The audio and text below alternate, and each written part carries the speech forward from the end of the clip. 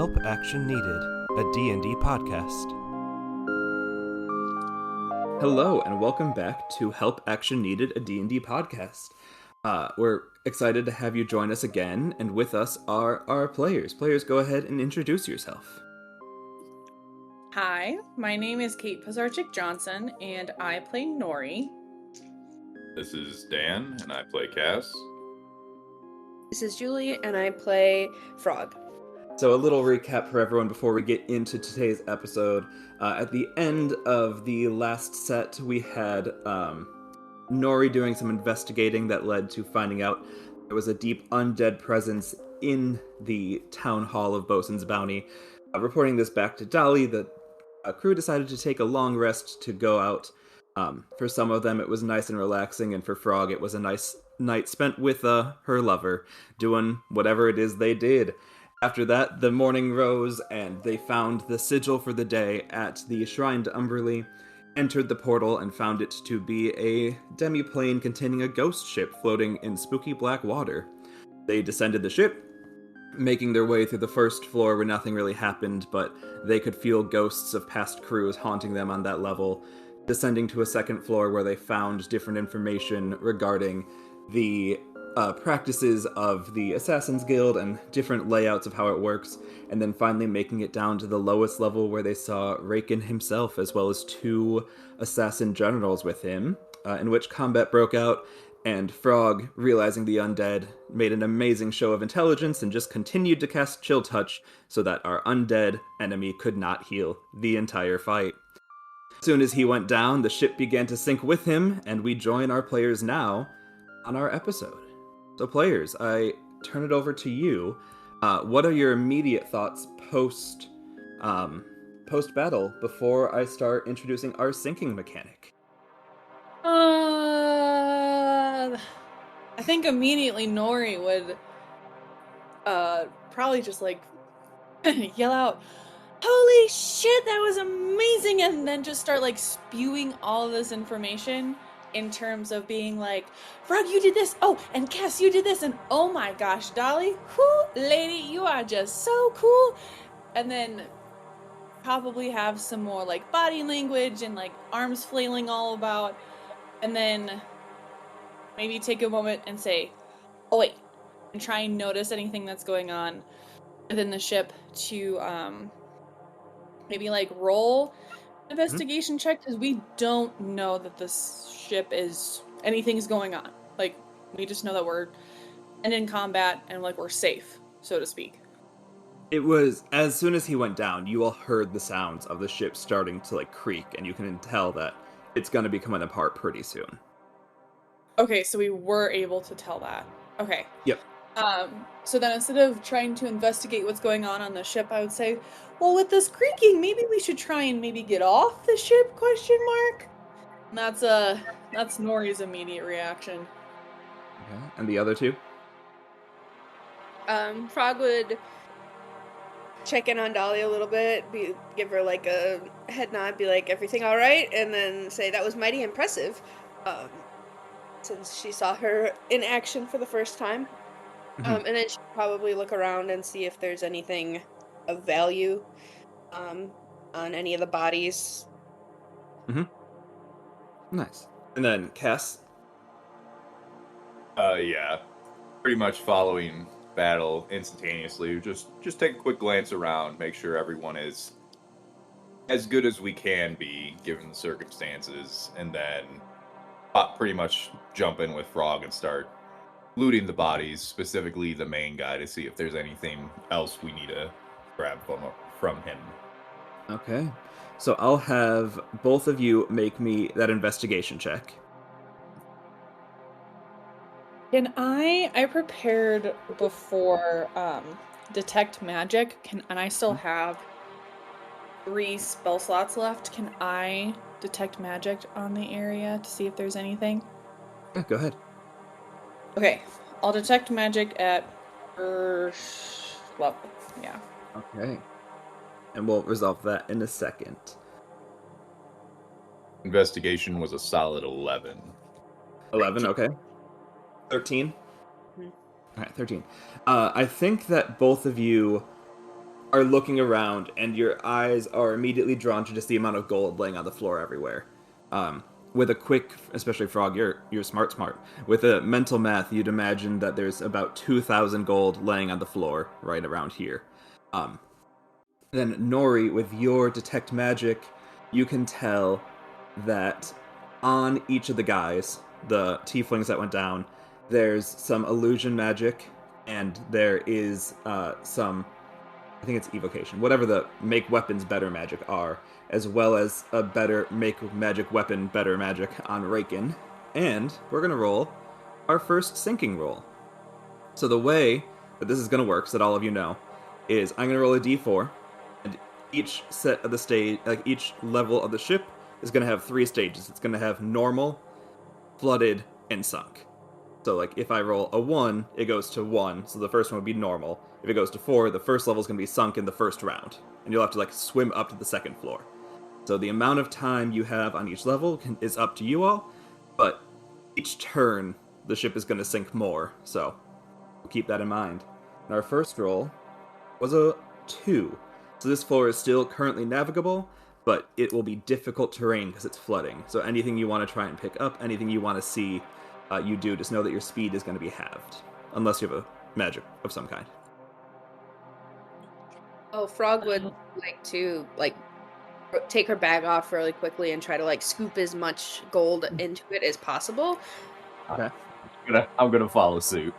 Okay. Both of you roll me a d20 and then multiply it by your dex mod. Nori? While they do that, can I just take a quick glance with the detect magic from last round, seeing if there's any magical auras coming from any objects aside from a creature, because that also can be seen within the detect magic. Yep, so the magic you were feeling was coming off of objects on those people. But as the ship starts to go down, you get a feeling of one more, which is coming off of Raken's body himself, of a divination magic. And could I take this turn to then search his body for that and try and grab it? Yep. Okay, I will go ahead and roll whatever I need to roll. If you're just going to do it, go ahead and just grab off his body. Okay, he's got the magical scroll, and he's got a rapier that has magic coming off of it. Can I grab both? You can grab both, yeah. Okay, so a magical scroll, or just a magic scroll, and then a rapier. That is also illuminating magic? Yes. Okay. Cool. And then anyone going... what did Cass and Frog roll on their... 36. Okay, you get 36 gold. I also rolled a 36. You also get 36 gold. Equally as talented. And then is anyone going to use their main action to try and move, or are we going to stay and try and get more off of this level? I will use my main action to say, because we're noticing that water is starting to come up. At this point, for you, there's water up to your neck. For the others, there's water up to their waist or up to their legs. Well then, Nori with her head bobbing out of the water, be with some water effects, because I can't obviously, I'm not a very good voice actor, say, guys, we should go swimming somewhere else, and swim towards the door. That was meant to be bubbling. Okay, yep, you guys all know what I'm trying to say, so we'll just do that. Nori could also fly. Oh, well then, hell yeah, I'll fly. And the other two? I will start Cass will start moving, and sort of just hearing the sound of a 70-year-old woman's voice drowning next to him, just sort of make sure everyone's starting to move. So can you just give us a quick recap as well? Yeah. I was by the now dead captain. Where Correct. were the two tieflings? Were they more towards the door in terms of They were our more area? toward the throne at the back of the room. The captain came closest to all of you because Frog was staying far back. So if you wanted to get to the tieflings, you have to go further into the ship. Nah, I'll just start moving out towards the door then as well. Okay. Yeah, I'll start moving towards the door as well. I don't want to risk it for the biscuit. Sounds good. So you all make it up to the second level. I'm gonna roll our second flood. We got a 1, so this level is fine. The lower level is completely flooded, but the level you're currently on is fine. Nori, immediately as you come up, your detect magic goes off in 2 different spots. You see that as the ship is starting to fall apart, 2 secret compartments opened up, and you get 1 coming from the left wall and 1 coming from the right wall. The one coming from the right wall seems to be a bunch of magics all stacked together, and the one coming from the left wall seems to be it's got some wondrous magic. If we're all basically like coming up the stairs at the same time,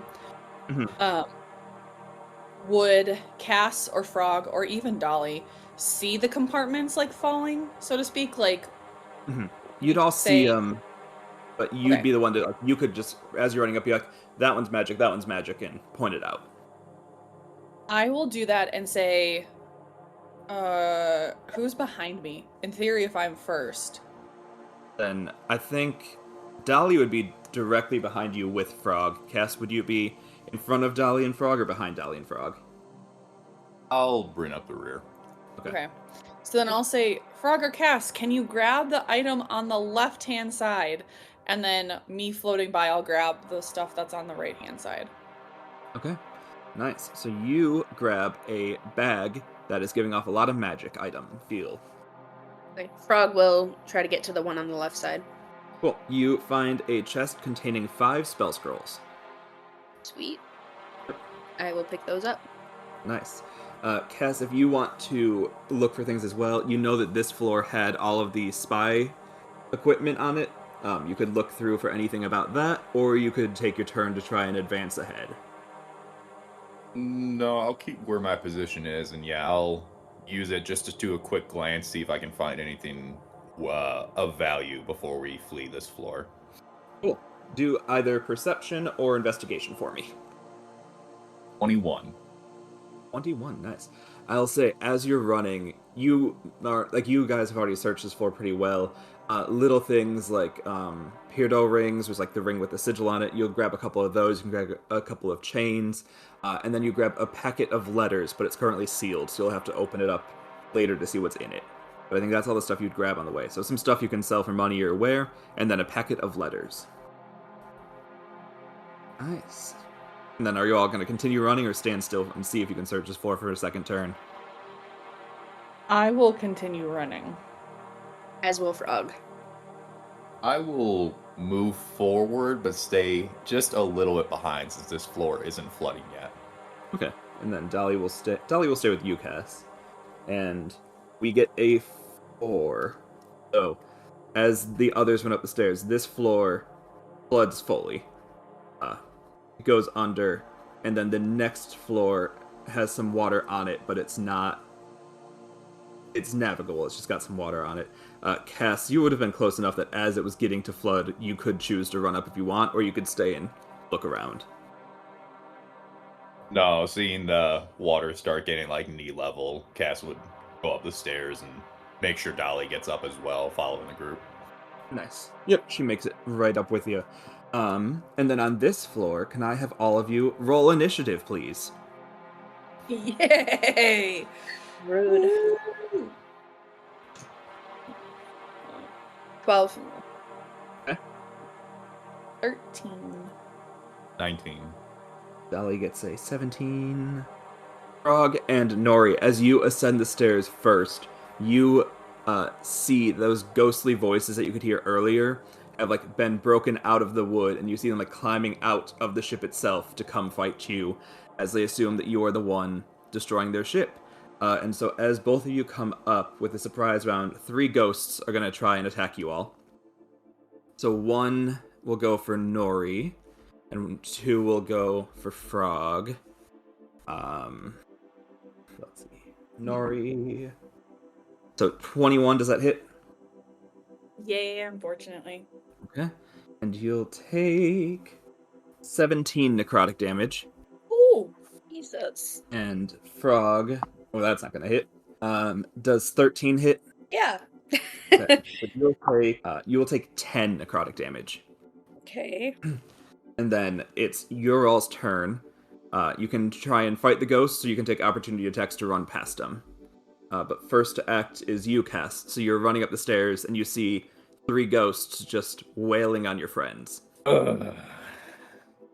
Cass actually sighs, knowing that the ship is flooding. Knowing that, I'll move forward. He'll pull out his quarterstaff, mutter something, and as Shillelagh's cast on it, it'll start to glow, and we'll swing for whichever one would be closer. Probably the one by Frog, because Frog was coming up the rear. 12 to hit. 12 does hit. Awesome. Woo! Then there's 11 damage. Nice. You see that this ghost looks pretty hurt. And then as I'm swinging this, I'm just going to look at everyone and just be like, we need to go. Seeing that the water's still rising from the floor below. Dolly is up next. Cool. Dolly hits. Dolly's going to go for the other one going for you, Frog. Dolly is out of spell slots from last time, so Dolly can't do much, but Dolly can still sneak attack. Cool. You see Dolly runs up and says, "Not my frog," stabs it right through, and the second ghost around you just into vapors, evaporates away. Nori, you're up. There's one at full health next to you, and then there's one pretty hurt next to Frog. Okay. I'm gonna scream out some profanities. Say, you gosh damn mother fire truck, and cast Cure Wounds at first level on myself. Frog, you are up. Frog is going to yell, "I don't fuck with ghosts," and shoot firebolt at which ones? So the one that's The one next to you is the one that's hurt. It would be at disadvantage. The one next to next to Nori is at full health, but it would be regular roll. I'll do the one that's close to me because that just feels like what Frog would do. That's what So Frog would is a 13 hit? Yep. Okay, sweet. And 6 damage. Nice. And then do I still have, can I still move? Yeah. Yeah, okay. And then Frog's just gonna like try to run towards nearest exit going up. Okay. 2 opportunity attacks, one from the one next to you, one from the one from Nori. 2 is not going to hit. 7 plus 5 is 11, and your AC is 12. cool. And you're good. Nice job. So you are free. You run to like the next set of stairs, and then the ghosts are up. Cass, you're next to one. Nori, you're next to another. So Nori, that one's gonna hit you, and Cass, you currently still have mage armor, right? Correct. Cool. That one is going to hit you. So, 15 points Nori of necrotic damage. 19 points Cass necrotic damage. Cass is down. Ooh. And after the ghosts, the water level rises once again. Only a 1. So this level is difficult terrain, but still navigable. No drowning yet. Cass, you're first. Can you make a death save, please? 19. 19, that's a success. Nice job. Dolly is going to try and make a medicine check on you. Dolly succeeds. You are stable, and then Dolly's just gonna heft Cass in her arms and try and run. So she can't make it too far because Cass is too heavy, and she can't make it fully because she has difficult terrain. So she makes it like halfway to the stairs, but is carrying Cass. Nori, you're up. Okay, so what else is left? Jesus criminy, okay. There's a ghost very hurt, and there's a ghost not at all hurt. There's a ghost that's very hurt and not at all hurt. Okay. Okay, then I'll do the one that's not so hurt next to me. Works. Does 22 hit? Yes. Okay, Its perfect. DC is 11. You have double hit it. Oh, lovely. Stupid butthole. 13 damage. Nice. It goes from looking safe to looking very unsafe in a quick amount of time. Frog, that's you. Frog's gonna keep running up the stairs just for the sole fact that she doesn't like ghosts. Fair. So, Frog, as you get onto the top floor, you see that the portal that you all came in is right back at the end of the plank, shimmering up there. And you see that as the ship is starting to list, the plank is getting closer to it. So, if it stays at this level or doesn't sink too much, you guys will have a very easy time running up it. If the ship sinks too much more, the chance of you jumping into the portal is going to get a lot harder. Okay.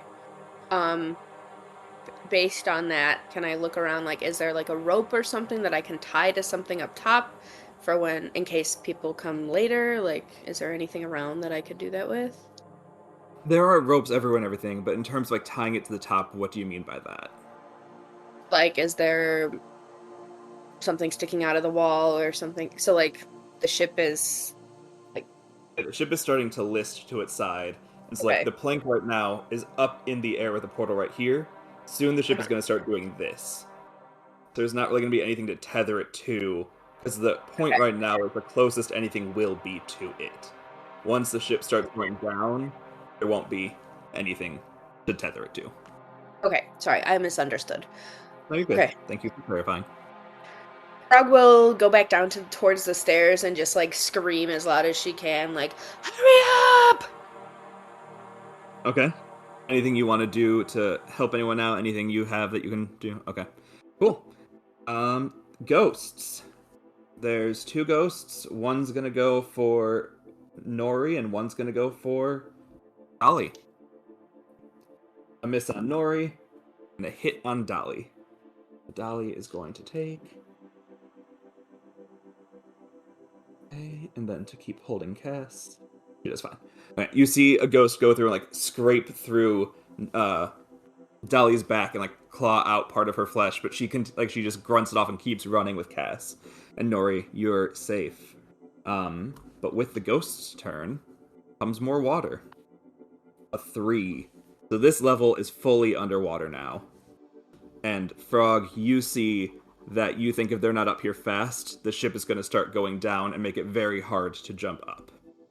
So, Cass, you're up first. Death save, please. Ooh, that's a 3. Okay, so 1 success, 1 fail. Not bad. Still a very safe spot.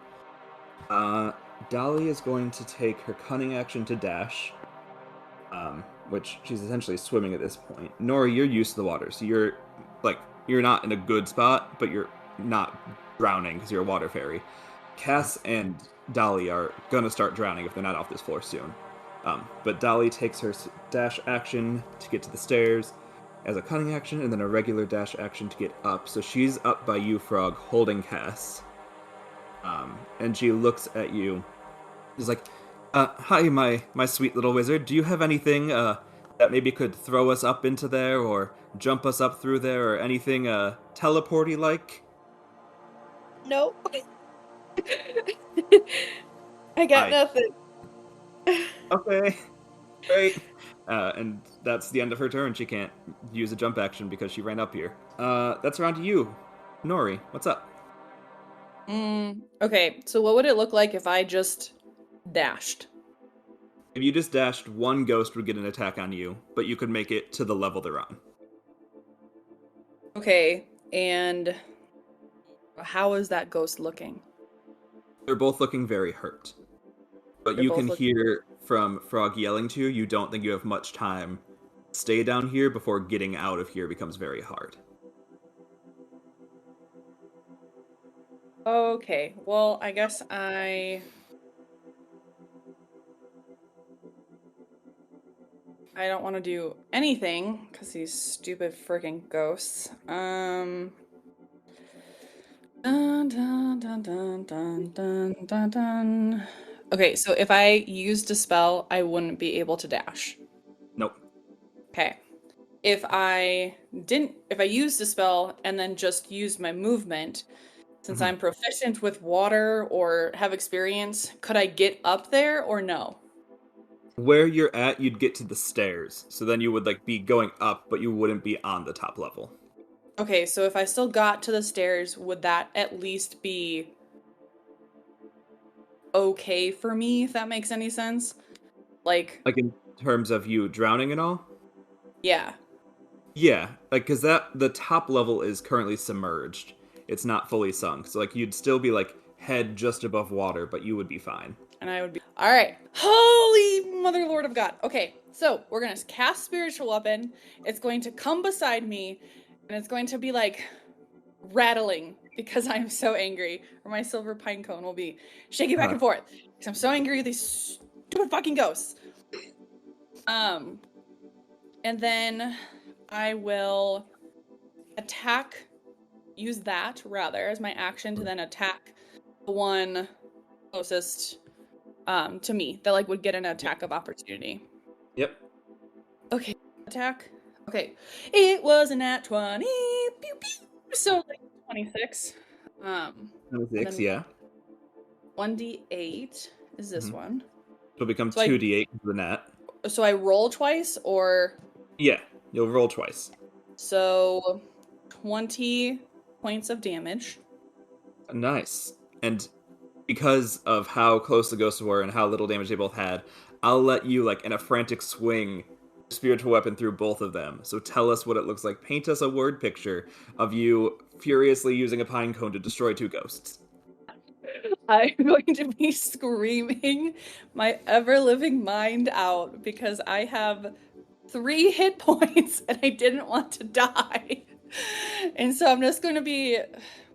Well, necrotic damage doesn't, like, hit your body in, like, cuts and bruises, so to speak, right? Yeah, it's like killing the cells and, like, eating your body. Okay, so it's like a withered Nori is just like floating in water and her silver pine cones behind her. She's gonna be screaming with rage and say, "Screw you, stupid ghost!" and have the pine cone do some swirls, kind of like a certain games little shells that you can like spin off, just in case we can't say the name. Have it spin and cut through both of the ghosts straight with their heads off, and then afterwards it's gonna have some deep breaths going out of the sheer amount of anger and aggression she's feeling in her 3 feet tall body. Okay. And then you still have your action, so you could dash with your action. Oh, solid. So yeah, I'll dash upstairs. Nice. Okay, so you are all upstairs together now. All 4 of you are there. And no, Frog, it's your turn. What would Frog like to do? How far is it? Like, what, judging the distance? It'd be like a 10-foot run up and then a jump. Is the jump reasonable? Right now, it's reasonable, yeah. Okay, then I guess start running. Or Okay. I would probably be the last one, because I can teleport up with Misty Step, but I cannot take anyone with me. So, Okay. maybe I would push everybody else to go first. Okay. So, like, well, now we're out of combat because the ghosts are dead, so you guys can act in whichever way you'd like. Okay. Except we are at the start of the next round, so sinking roll. Okay, a 1. So this is the last time the ship will be safe with an easy jump. And Cass, can I get a death save? Before Cass... Oh, sorry. Okay, never mind. It was an 11, so it's good. Cool. I was gonna say, before Cass does anything, I will run up to him and say, "You're not dying on me, motherfucker! I just got to know you!" And, cast my last first level spell slot of Cure Wounds. So you are all up, and it's time. You got, like, this is, you can all tell, like, the water is coming quick. You know you don't have a lot of time to get out of here. It's like this is the last round of an easy escape before things get hard. What all would you like to do? So I like to imagine that as Cass wakes up, the last thing he heard was just Nori yelling "fire truck" as she's just attacking ghosts. So Cass is just gonna be like, what's a fire truck, as he like shakes back into consciousness. Uh-huh. And then seeing the situation and realizing we're on the deck and water's starting to pour up here, we'll start strategizing, knowing that pretty much asking everyone, what can everyone do to get off of here? Because he's going to like point at Nori and be like, no, I know you can fly. Frog, do you have an easy way to get to the door or portal? Yes, Frog does. Okay. And then what about Dolly? Sort of just glancing at Dolly's quick direction.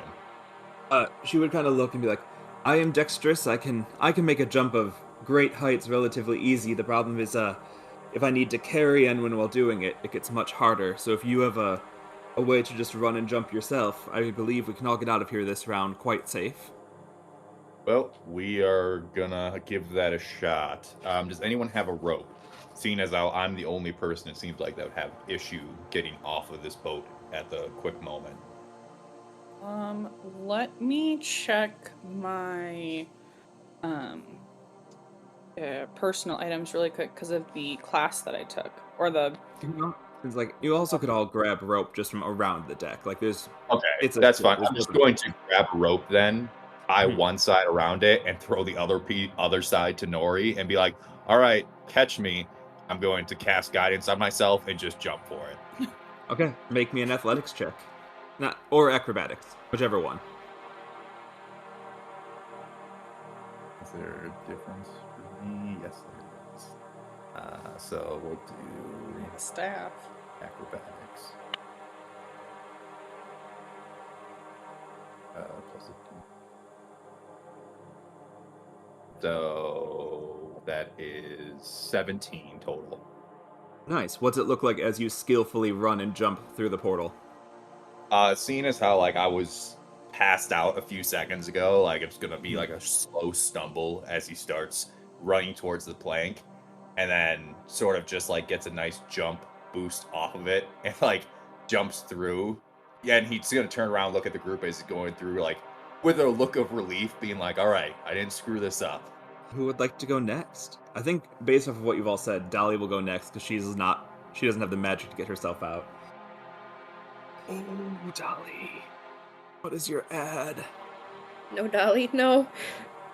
It's okay. She has a +7 to acrobatics, so you see, like probably just like from the sheer weight of having to carry Cass and almost drowning and having to swim with the body and having to run up these stairs and having to fend off the ghosts and getting stabbed in the back and all of the fighting that took on. You see it's really taking a toll on her, but she, like, with kind of like her last breath of energy, runs up and doesn't even try and do her typical Dolly showmanship. She just, like, runs up and, like, just jumps through. You can tell. Like, she has given up on trying to look cool because she's that tired. So she just, right through. Frog will follow Dolly. She'll use Misty Step to launch herself up there. Nori's gonna fly up, and as she's going through the portal, she's gonna turn back and flip off the ship. She's still really angry. Yeah, so as you turn back and flip off the ship, you see like the last bits of like the mast rigging and like the plank you all ran up just like sinks below like the black murky water, and the further it sinks, the like further it seems to kind of like dissipate the same way that the ghost did and like the ghost of Raken did. It seems like it's all just dissolving in like blue light into this black water. And you all stumble face first onto a hard concrete floor, right at the Shrine of Umberly as you come back through. It seems like an hour or so has passed since you entered. Time seems to have worked a little bit different. So even though you went in around like 6 a.m., it's now like 7. But no one seems to notice you all stumble out. You're currently good. Frog will check in on Dolly and ask if she's doing alright, or if she needs anything. I would really benefit from a stiff drink and a long nap, but nothing I haven't felt before and nothing I hopefully won't feel again. I'm just glad we all made it out. And, Nori, you're probably looking the worst, right? Yeah, I have 3 hit points. Okay. She's gonna, like, look around, and, she's gonna try and lay on hands you, and then she forgets that she's out of healing, and so she just kind of, like, claps a hand on your shoulder and is like, let's all go for a nap. How's a nap sound? Let's go for a nap. And Nora will just look at her and be like, that would be really great, thank you. But not trying to direct the anger towards her, just like this is just Nori's personality for probably like the next hour or so until they take a short rest. Just unadulterated rage. Yes. Okay. Nice. Frog and Cass, what are you all up to? Frog could benefit from a nap, and she may or may not try to take that nap with Dolly. Cass is just recovering, trying to recollect exactly what happened as he sort of just woke up and had to jump through a portal to not die. With that sort of just being irritated, he's just going to start taking off his outer layer of clothes just since they're all soaking wet since he would have passed out into the flooding boat and just start like carrying them just to start drying off. As we're walking, I would kind of vote and like check in with Dolly, of course, but aggressively ask if we can go back to Dolly's ship, just in terms of like even safety. Like we can all just take a rest and not have to worry about keeping an eye on anything. Yeah, so she leads you all to the ship. She points out 2 hammocks in the crew quarters that Nori and Cass can use, and then Frog leads you back to the captain's quarters where you spent the night last night, and you all take a short rest. And if you want it to be longer than an hour, you can, but mechanically, we're just going to have it be a short rest. As we would be getting into the hammock, like I'd watch Nori get in and I would cast a bottle of respite instead of laying in the hammock and just go into the comfort of my lantern, sort of where I can relax for a little bit. And before I go in, I'd let Nori know, just be like, hey, just tap on the lantern like once we're done here and I'll come back out. Cool. So yeah, as you're entering, the first thing I think you would notice, Cass, is that the typical light blue lighting that normally like permeates the place and like the pictures of water on the exterior have all shifted to like a much darker, deep blue, like a super dark navy color. And I don't know if Cass knows what that means or if Cass has any thoughts on it, but just the water around you has shifted from its normal passive color to a much angrier, much darker color. Cass would take note of it and have an idea of what could be going on, but seeing as this is the first time that the interior has changed notably, he will just shake it off, seeing as how everyone seems a little worse for wear. His mind's going to be elsewhere, but Yep. Sounds good. And Nori, depending on if you're looking at the lantern or not, you would notice that like that light blue flame that's always burning also makes it change to a very dark blue flame. Cass would start going through what he found. Not really the sellable items, but more the opened package of letters, and see what we can get from it so we can report to Dolly and sort of try to close this entire chapter. Yeah, so what you see as you look through them is, so you found like the correspondences that were open and everything. This packet seems to kind of be a like list of people that would go meet with people from the like other plane at the town hall, like disguised as the disguise kit that Nori found. So it seems to be like a list of people who think that they're running the place, or think that the people in the guild think that they're the ones running the place, and you find that the like anyone wearing the costume is supposed to introduce themselves as Raken, which would be why Luran a couple days ago told you all that Raken was running the human side of it.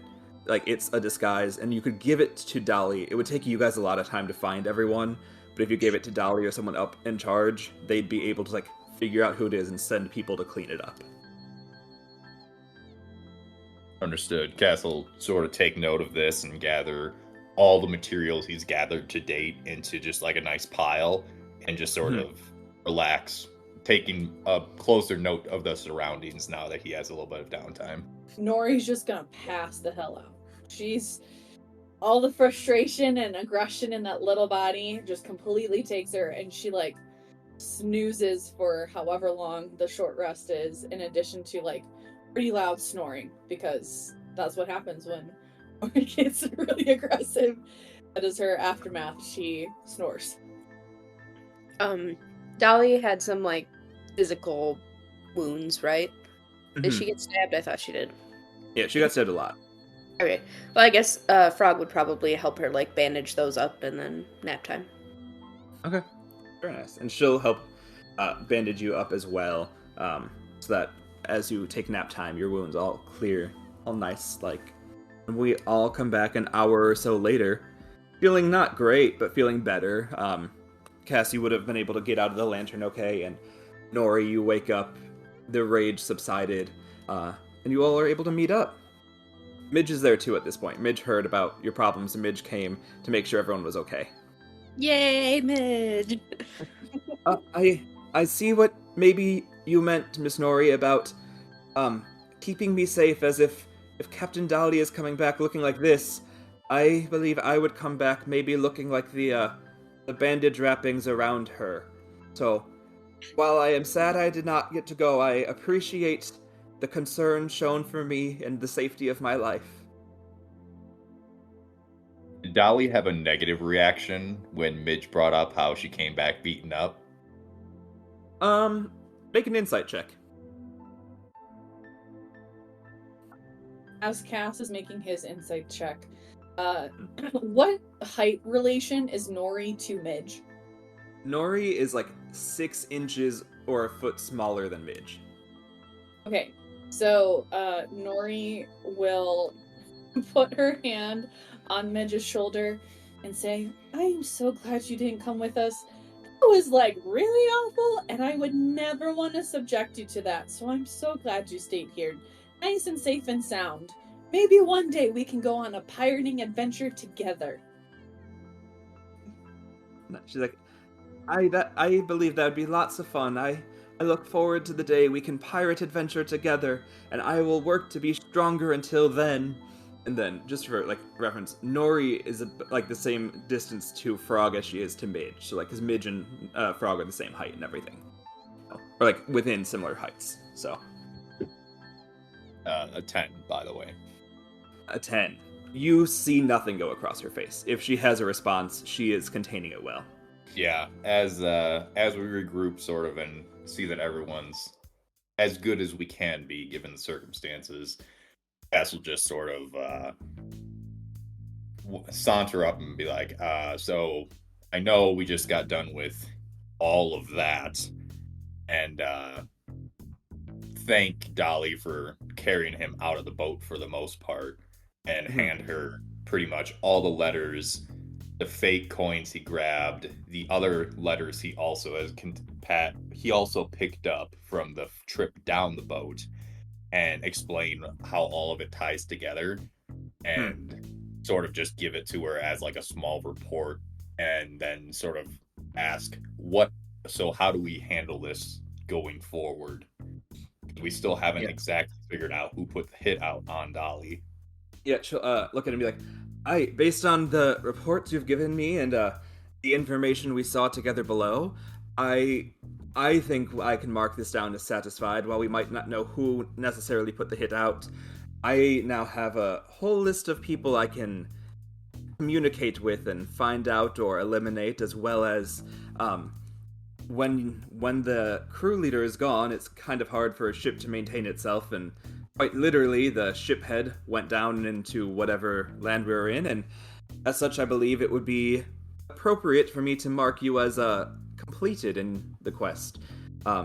Unless anyone would rather I send you out a bit longer to go find whatever people and Tedians I decide, but I am happy to mark you as completed if you all are. I think that sounds lovely, Dolly. Thank you so very much.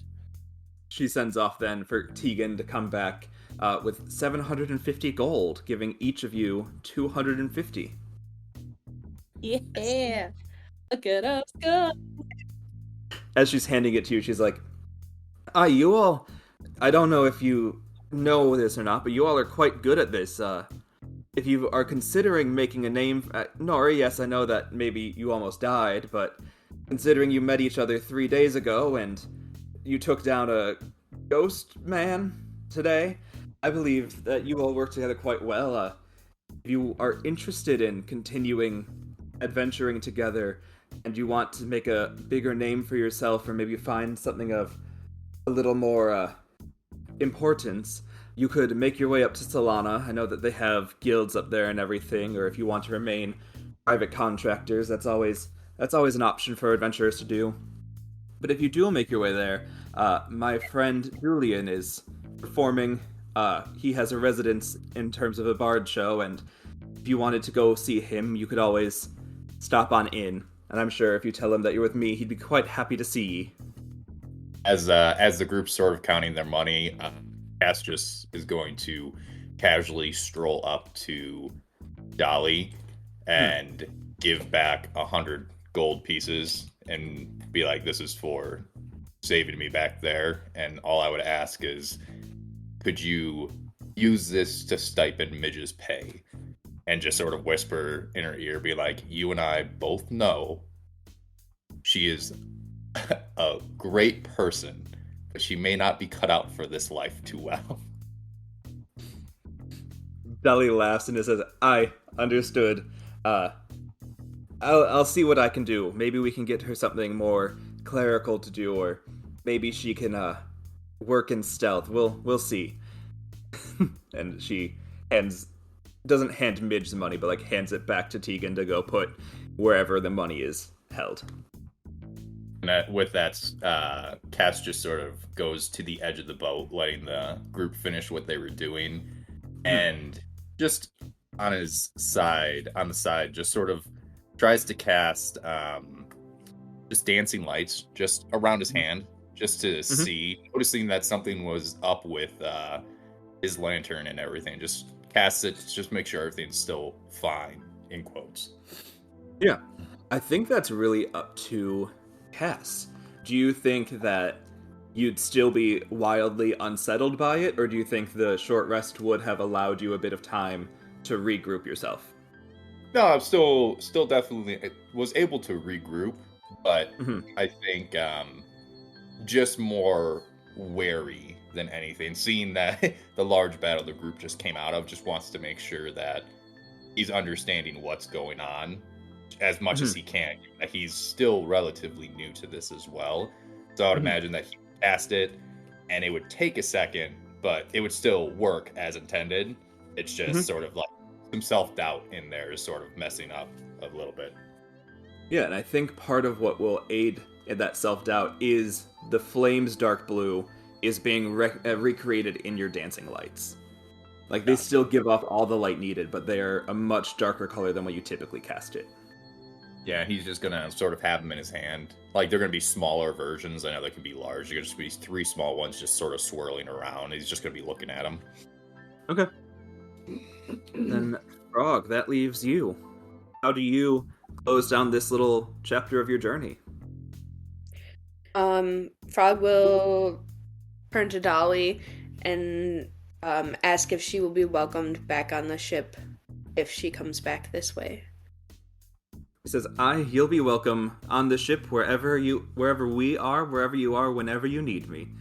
And to aid in your return back to me, she reaches in to her jacket and pulls out a letter and hands you a thing. You can write down Dolly's summons, and it's a letter that, because of her notoriety as a pirate, if you present it to any seafaring person, they would be compelled to aid you in getting back to her and her ship. Nice. Okay. Are we leaving now, or are we still hanging out here at and Nori?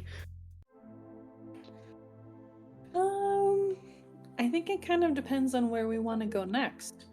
I think if we want to hit the road and get traveling, or determine if kind of what we want to do, because we also finished this task, and we don't necessarily have to stay together if we don't want to, type of deal. So maybe this is a sit down over a meal type of deal. Yeah. And what time of day is this currently?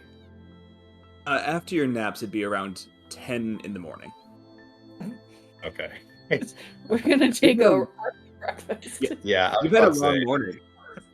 We can go get brunch and some mimosas. Yeah. Yeah. Cass won't really look up. Cass is gonna just keep sort of futzing around on the edge of the boat. We are exiting the boat. Frog will grab Dolly's hand and give it a kiss, this time without Dolly stealing my hand first, questionably. She'll let you grab. Yeah, she's not gonna fight it. Okay. And then, I guess, take off to wherever we are going. I think that if we go get brunch and mimosas, you can go to Pirate's Bounty, the brunch and mimosas shop that opened up yesterday, and go for brunch and mimosas. And while you're there, I think, Nori, you have the best knowledge of this area. Cass, you have a lot of good knowledge from working down here forever. So your knowledge is the towns, where Nori, yours is more the land and the river itself. So between the two of you, Nori, you would know that your family is about a day from here. So if you wanted to go somewhere a little unseen, a little off the beaten path, your family's Fey Circle is about a day's journey to the north. As well as the druid groves and the forests and bread fields that they inhabit are a couple days to the west. So if you wanted to go to the druids, you could. You would all know that Solana is about a week north from here. Okay, city. Where was the city of Fell? You said Is like almost directly north of here. It's on the way to Solana. It's halfway between Tideside and Solana. Maybe we go towards Cass. sure. We can stop by, just say a quick goodbye, keep an eye on whatever other belongings I would have left there, like not important stuff, and just tell them I'll check back in when I have time. Nice. So we will let the Sands of Time carry our characters over to Solana. Not to Solana, that would be way too far. Over to Tideside. And you'll all be getting in right around night. It's kind of a reverse journey from your way here. You'll be getting in around 11 p.m. around closing time. And you can all return. Dusty is happy to see you when he walks in. He's like, welcome back. I hope your trip went well. Remember, he's a large half-orc man, one of the few half-orcs in the country. If you're here for your shift, it kind of just ended, but your room is still upstairs, and I'd be happy to lend out some more rooms if needed to people. And I'm not asking him, but what would be the rate for my room here? If you wanted to pay him for it? Yeah. It'd be 2 silver a night. Okay. I'm going to just thank him and be like, unfortunately, I think I'll be having a leave of absence here. I appreciate your helpfulness when I was new to town, and I would ask that I don't need the room saved, but if there's somewhere you could just keep the rest of my belongings, just my extra clothes and stuff, if you could just store them for me. I'll be back at some point, not really sure when. And with that, I'm just gonna give him 10 gold, just being thank you for everything over the past few months here, and just take care of yourself. Yeah, we can do that. Thank you, and look out for yourself. It's not often we have someone stick around for a while, and you've been fun to have, and I know patrons will miss you, but looks like you got yourself a good little gang here. So do good by all of us. Little is a key word. What'd you say? Little is a key word. And if you need any sort of maps or anything, you could probably stop by the couriers on your way out and ask them for one. Yeah, I was actually going to ask you if there was anyone in town that could sell me one for a good price. So I will follow up on that, actually. Nice. So then you're all able to get a meal, and you're able to go back up to rooms. I think we can take a long rest. And then the next morning after your rest, you're able to go get some meals, get some maps from the couriers, and then head out on your way to Fell. Yeah, so Nori, I think as you all are leaving, you would know that on this walk up is the spot that Riker had his last battle.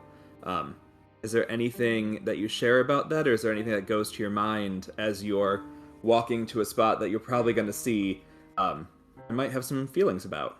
Yeah, I would know the geography of the area rather than getting like any type of residual feeling, if that makes any sense, like an intuition type based thing. Yeah.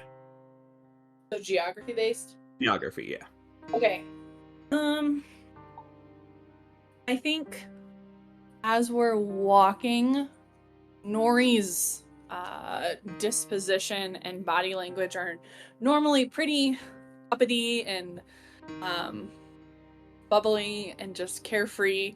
And then as I start noticing the topography change and where we're kind of at, I think I would probably get a little bit more sullen and quiet and have a slower pace. And if like we're all walking equally or whatever order we're in, I would fall back a little bit more. And then Before you go on with that, I'm gonna see the others. It's like as you guys are walking, and you see Nori start to slow down a little bit, and the typography changes. It becomes like less ocean sand to more like flatland and more hill. You see a lot of like there's a field that seems to be like self-contained, just full of like multicolored wildflowers. They're all small and they are mostly white, but then the tips of the petals have different colors on them. And if either of you want to make me a nature check, you can. 15. Okay. 6. Yeah, Frog, I think you're distracted by something. A bird flew by and you're like, birds. Cass, you know that these are called Felfey flowers, and they grow in spots that fairy blood has been spilled. And the fact that there's a lot of them means that this is probably a spot that a lot of fairies died. Gotcha. Cass just sort of registers that, looks back at Nori, and continues walking, not trying to make the situation worse, per se. And Nori, I'll invite you now to continue with your description. so as we're walking through this area, I'll take out my silver pine cone and just rub it back and forth pretty solemnly.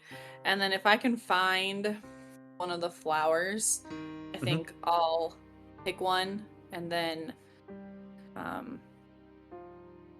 position it or cut it to a certain extent where I can then just like put it in my hair, whether that's in the back part of my braid or like tucked behind my ear, and then kind of just continue walking and being a little bit more solemn throughout this part of our journey. Yeah. And as you're all walking, you walk up for a bit, and these flowers go on for about a mile. So it's like a very large flower field. And as you get to the top of them, you come to a crossing in the road that has a sign pointing north that says Solana, a sign like pointing northwest that says Fel, and then a sign pointing almost directly east for this point, leading to Alara, the holy city. And you see a man just kind of sitting down in the flowers, tending to them, helping make sure that they grow all well.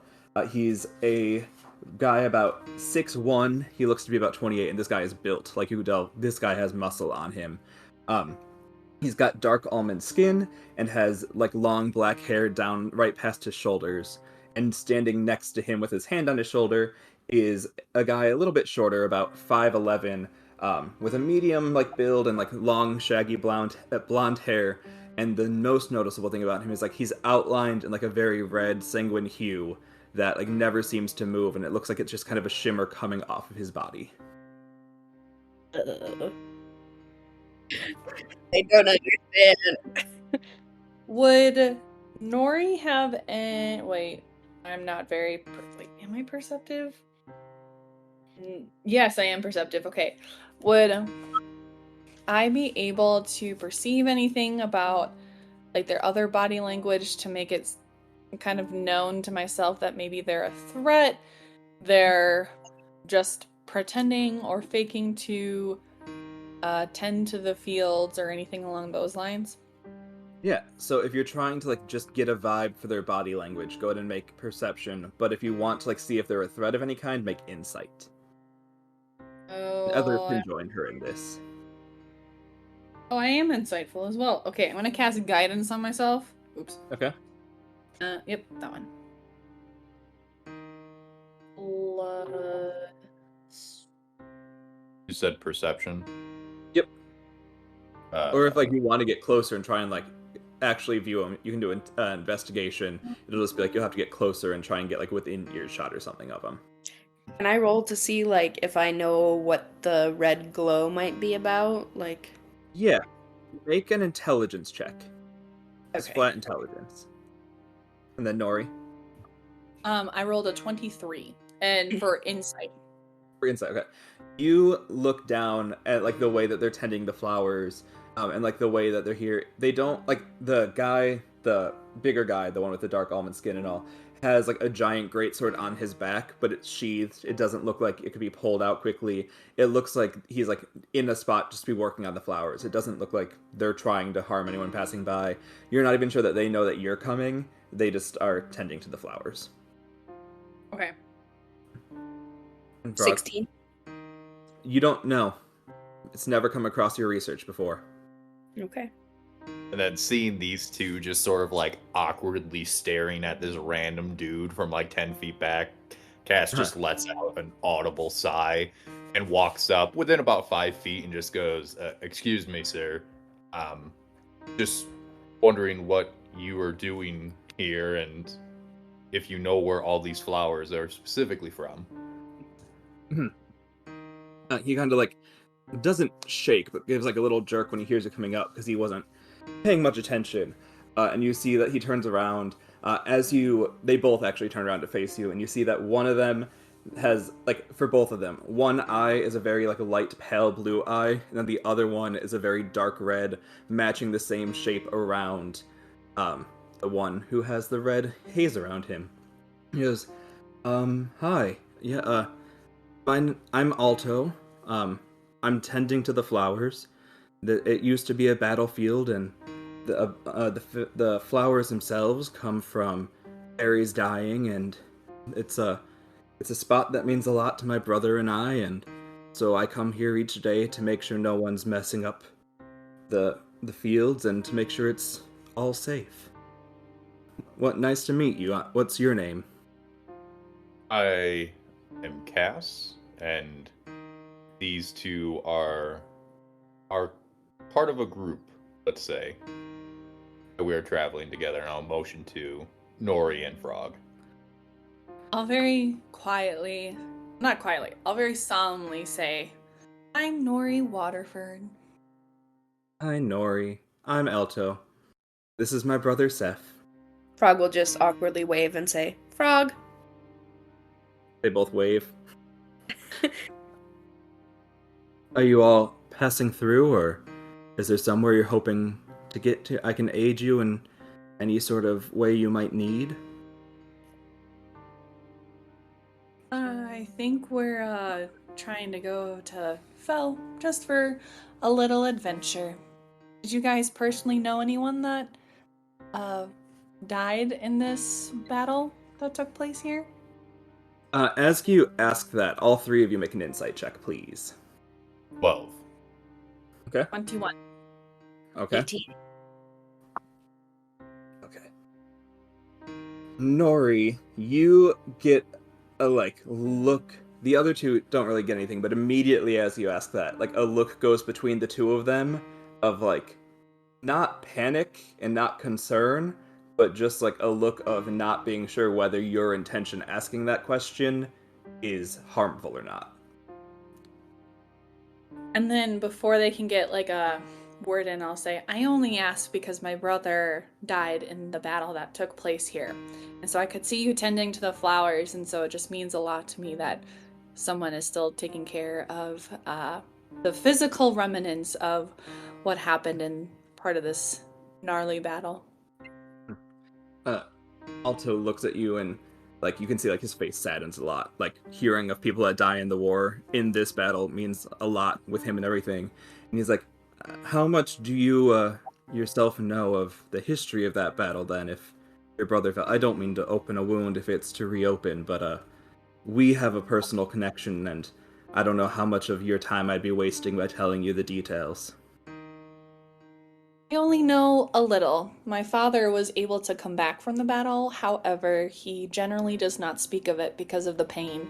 So, any information that you have, I would be more than happy to listen to. So they kind of look together at you and the others, and you can tell that even though Seth hasn't said anything, he gets really sad at like the mention of it and everything, and people dying in it. And Alto's like, "Well, we don't have many friends." You had asked if we have contacts in Fel or around there. We live alone outside of the town because we don't really do much with people.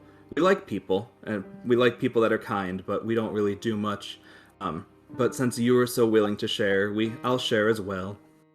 Uh, we both fought in the battle, and you guys can tell, like, from without even needing a history check or anything, their ages don't match for that.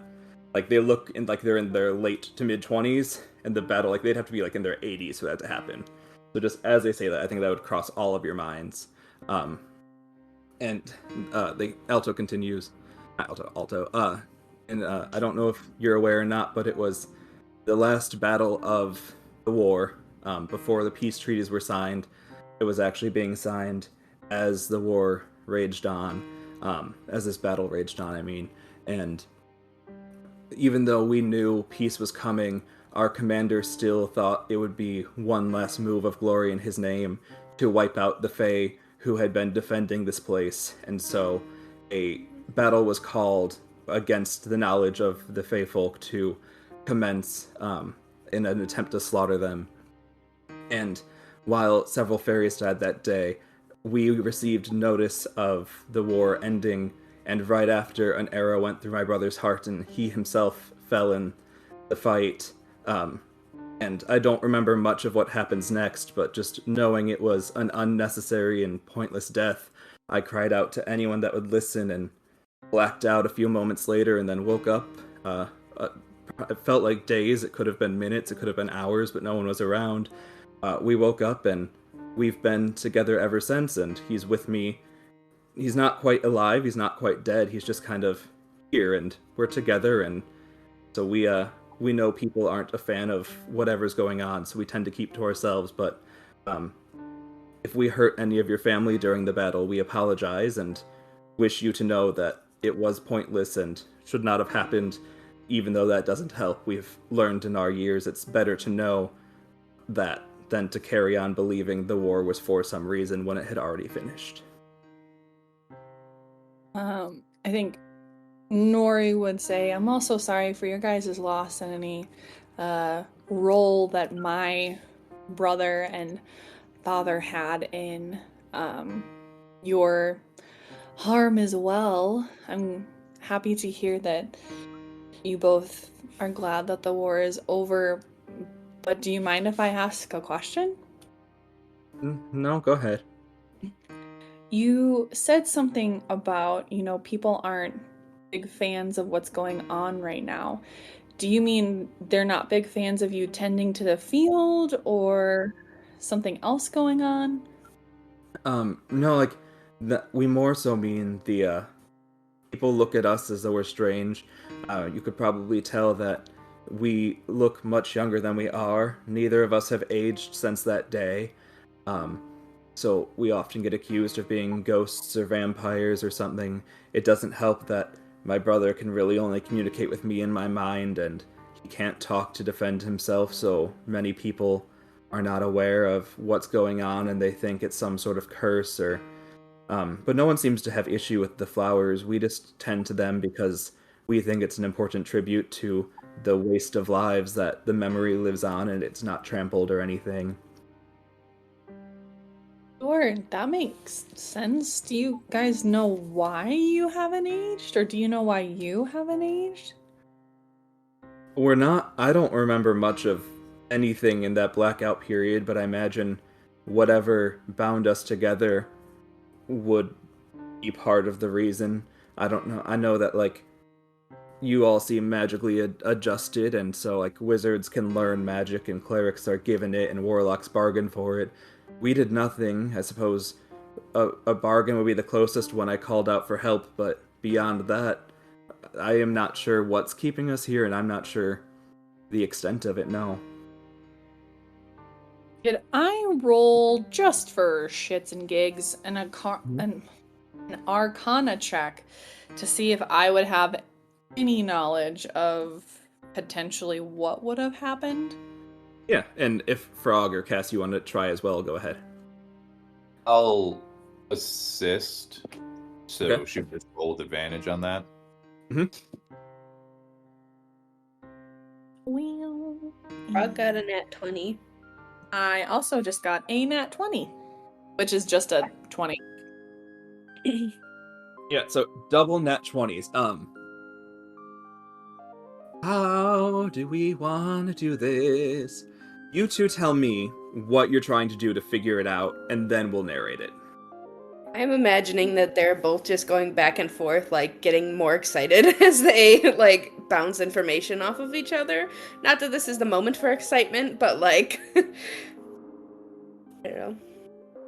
Yeah, I think so. And then trying to use and tell Frog more about like the little bits of information I got from my father, in addition to like any type of cleric knowledge that I might have in terms of like divination or anything that I would have within this experience as a cleric that could help us combine knowledges to make the story make more sense, so to speak, and give them information. Okay. So I think with both of you working together, on a double nat 20, I have to give you the answer, because it's not honoring the roll if I don't. And so I think we're gonna do this in a nice little cinematic way. So, Frog, you say you guys are tossing information back and forth. I think one thing that you remember reading about in wizard school one time was a list of like forgotten entities that people claim used to exist or claim used to be around that don't really do much. And looking at Seth and like the hue around him being that red, you're remembered of something written down called the Blood Pair. And it's a pair of sisters who were said to save people in their last minutes if they felt that their death was unjust or undeserved. And Nori, as Frog is telling you a bit about that, you remember similar stories from your Fae upbringing and everything, and you know of an old archfey who like has left all of the fairy courts just to wander by herself, named Gemini, who has a very similar story about how she danced under moonlight one night until all of her blood was drained out of her, and then using her own blood reconstructed a sister for herself. And then they've been going around trying to save people throughout history. The events of them showing up have been very rare, and they're not notated well because it's been like over centuries. But what they're saying and what Frog is saying and what you're thinking, you would all kind of, I think, infer that maybe because they were showing an act of kindness to the fairies, or maybe because it was unjust, or because the war had officially been called off before he died, that it could have been Gemini who stepped in and bound them using some sort of fey magic. And then you got double nat 20s. Ask whatever the fuck other questions you want to know about this. I'm gonna give you information. So, based on those conclusions, would we then think that they are now Fae? And so then they age like I do? So that's why, like, in theory, they're 80 in human years, but they look 20 to 30. Mm-hmm. You could make that assumption. I think another thing that you could do is make another insight check with advantage on Alto. Okay. I will do that unless, Frog, you have any other questions. Frog can add to it. I'm just helping you resolve this moment right now. Well, my first one was a 19, and I got 19 again, which makes 25. With a 25, you know something that he either has never said aloud, so Seth doesn't know it, or Seth knows and they're not working. Like, it's just not something they talk about. They're not Fae in any way. The reason they're not aging is because they're both trapped in that moment until Alto decides he's ready to die. And so he, like, is keeping them both alive, and if he goes down, they go down together. But, like, they can't die of natural causes. They will need to, like, be killed to both die. Lovely. Okay. Well, Yeah. Mm-hmm. All right, let's talk about trauma. Um, Does Nori share that, or does Nori keep that inside? Is this the first thing Nori ever keeps to herself, or what does Nori do? this will be the first thing that Nori ever keeps to herself. She will not be saying anything. Yeah. No. Well, I will ask a question based off of it to Alto and Self, but we can get to that in a minute if Frog Yeah. has anything. Yeah, Frog, any extra information you want to do? No. Okay, and I'll say, Cass, if you want to toss in any questions here, go for it. Oh, Cass is literally just sitting on the path, like sort of looking at the flowers, enjoying the boisterous exchange of ideas between Frog and Nori as they're sort of piecing together what they think happened. And as they're doing this, Cass is going to just quickly gather just a couple flowers that were there and just press them into his book as well. Okay. Well, then, Nori, go ahead with your question. Okay, one more, making sure my brain has the right information. Seth died and Alto called out, or Alto Yes. died and Seth called out? So, Seph, S-E-P-H, not Seth, but yeah. Seth Okay. is the one that died, and is currently the one that can't speak, but is just, like, living through Alto. And Alto called out as Seth died. Alto has to decide that he wants to die. Yes. Okay. I will just ask then, where do you guys like spending your time when you're not here? Or do you guys always just kind of hang out here and take rests and make camp and just tend to the fields as you see fit over time? We have our home. Over a few, like if you'd like to go inside, we could always just. It's a couple minutes walk. We could go to the home. And when we need supplies, it's easy enough to go up into town. Sometimes people from Alara will send vampire hunters or clerics of some kind to see if we're undead or some fate, and sometimes they send things, and so we've learned to be a very good fighting team. So we'll spend some of the day just working on practicing together. We don't really we go into town to buy things that are needed, but we don't really talk with many because my brother can't communicate with anyone. And so while we talk all the time, it can be hard for him to be just standing there and telling me what to tell others while we're around people. And we don't like him to feel excluded like that. And we have hobbies. We like whittling. We like making things. We like going down to the beach and going swimming when we're in the area. I don't know. We've traveled a lot of the country. We've gone and we've like seen the Fae in the bread baskets for a while ago. We offered to help the people of the different towns and farms build up. If we hear of injustices, we try to get rid of it. If anyone comes and needs aid, we give aid, but we don't really have we're just here. We don't have an agenda. We don't have any sort of thing we're trying to achieve. We're just living our days. Well, I think that sounds really lovely. And, Alto, if you ever feel like it's your time, and you want to pass on to the next life, just know that you hold all that power, but you were able to stick around for as long as you feel like you should. I think that's a very beautiful thing. And I think I'm gonna need you to make a persuasion check at disadvantage for that one. Because that's a really weird thing to say out of context. And even, like, if you knew each other and knew the history, that's a really weird thing to say, let alone going up to a stranger, internalizing their history and being like, you can die. I wasn't trying to say you can die. I'm saying you possess the power to determine. It was a weird thing to say. Okay, well, I got a 9, so. So, before you resolve this, as Nori says this, just in the background, you're just gonna hear Cass tap his chest and just boom as mage armor goes back up on himself, being like, "Oh god, here we go." Yeah, and Frog, do you have any reaction? I saw Julie's reaction to the face, which affirmed to me it was a bad thing to say, but does Frog have a reaction? Yeah, she'll probably just like look at Nori with raised eyebrows, like, what the fuck? And then Alto will be like, I appreciate the invitation and like sees you casting mage armor casts and be like, no worries, we try and live as peacefully as we can. We're not going to harm every fae that says a weird thing to us. I would say if you're going into town, to not be so direct but also cryptic and weird. Most people won't take that well. Um, but it means little offense to us, and thank you for your concern, I suppose. Just from the back, Cass be like, she's not great with social cues. We've learned.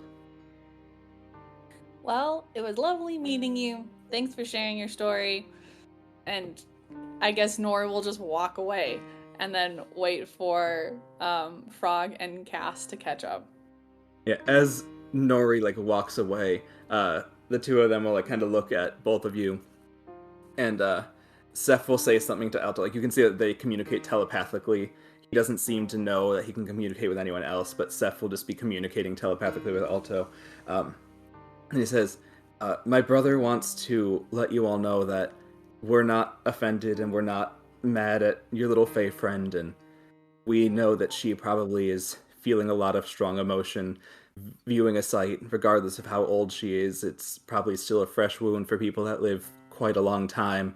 So if you ever need any help in the area, or if you have anything that you need managed or help navigating, we're glad to lend you a hand. We'll be here if you need us, or we can give you the directions to our house where you can come for a safe rest or any sort of help you need along the road."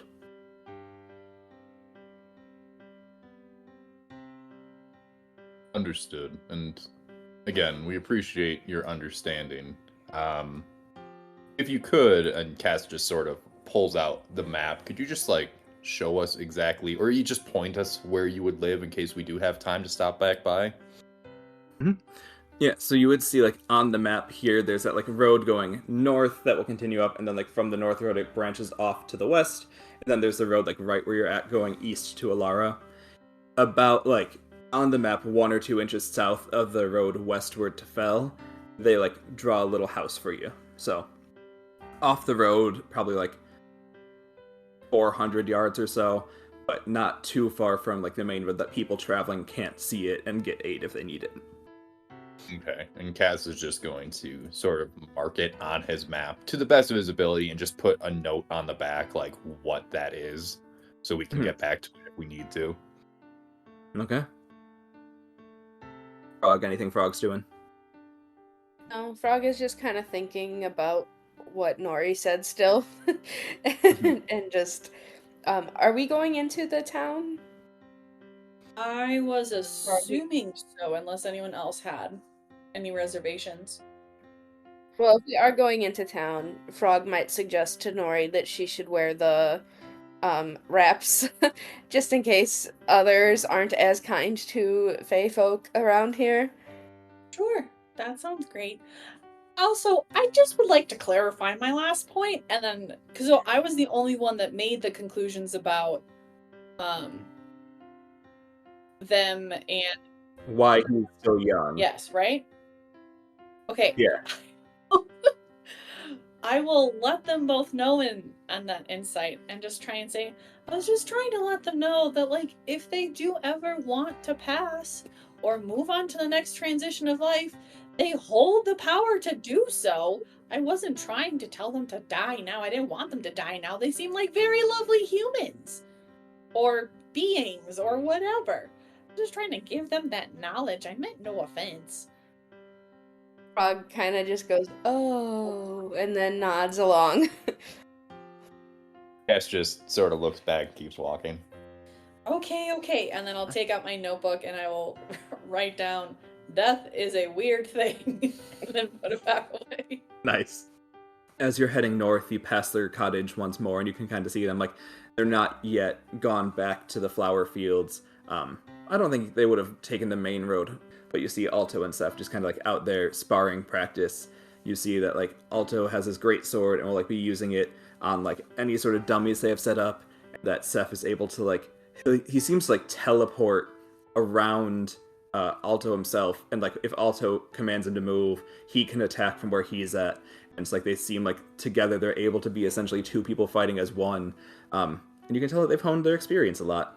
Yeah, Cass would keep walking as well, but just sort of make note of what seems to be plentiful battle experience, like sort of for the group, like, hey, like we should not be messing with this if it's gonna come down to like an altercation. And Nori will just take note of both of their reactions and follow suit. Nice. And you make it into the city of Fel. When you get to the front gate, there's someone outside, and both Frog and Cass, I believe you would have passed through here at some point, just either making your way down to Tideside, and you would have been passing through here a couple months ago, and there wasn't a front gate at that point. So I think that'll stand out to both of you as you're approaching, and there's a front gate and a little man outside. He seems to be like wearing a business suit of the time, and he's standing there. Looks like he's never done anything in his life, like in terms of combat or strength or magic. He seems like he's just like a person that's there. And as you approach, he goes, if you would like to come into town, you must pay the tax. I would appreciate 3 gold each, please. Nori will just take out a pouch of 10 gold and hand it over to this man. The Lord thanks you for your service. And like you would know, Lord not as in God, but Lord as in like man who owns this part of the land now. Which Frog and Frog and Cass, again, the last time you would have been here, you didn't think that like any sort of lord had dominion over this part of Solana, because it would have still been under the reign of Prince Dion and the Solana territories. So the fact that there's a new like lord commanding a city is something that has changed.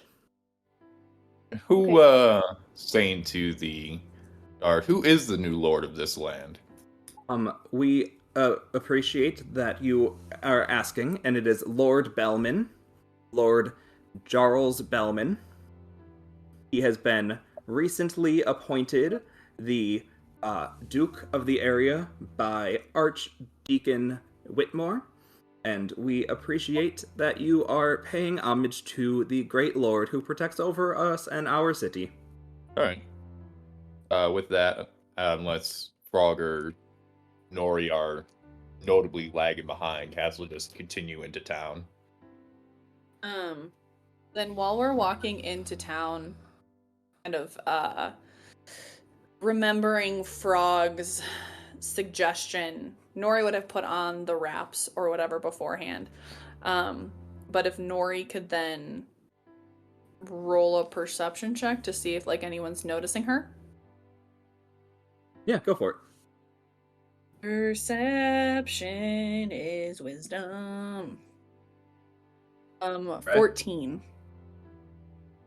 14. Yeah, no one's like, you all are just walking through the gate. You don't feel like anyone's really searching out for you or anything. Okay. Solid. Yes. As you enter into town, it's like a small bustling market town. There's a grand market in the center, which is where you could go and get your things. It has streamers of like different colored ribbons like all over, in like little flags, making it look very inviting and warm. And then the outside of town is kind of ringed by neighborhoods and like where people that aren't shopping sleep. We're not far from, like Cass especially would know, we're not far from where the like bread basket is, where like the farmers live and where everything is. So it would be a spot that people could take a couple days journey to come, bring their goods, sell them, and head back.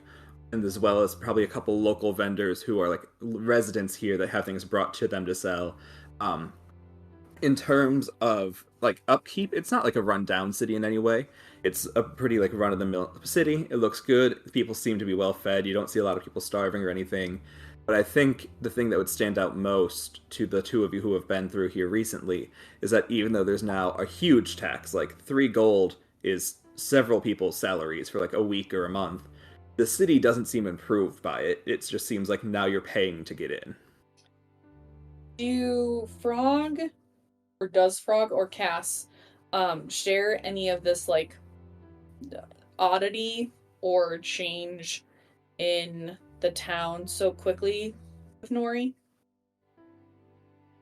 Frog would, and she'd be sure to whisper it because she doesn't know who's listening. um, so yeah, she would make a comment about it to you.